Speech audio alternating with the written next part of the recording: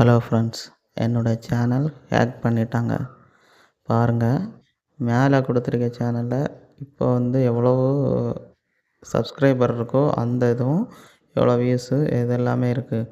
ஆனால் அதுக்கு முன்னாடி 2185 சப்ஸ்கிரைபரும் 1,00,000 வியூஸும் அதை போக 4,500 வாட்சிங் ஹவர்ஸும் இருந்துச்சு. ஆனால் இப்போது எல்லாமே ஜீரோவாக மாறி இருக்கு. இங்கே பாருங்கள், நான் மானிட்டேஷன் கூட அப்ளை பண்ணியிருந்தேன். அப்ளை பண்ணி எல்லாமே ஓகே ஆகிருந்து.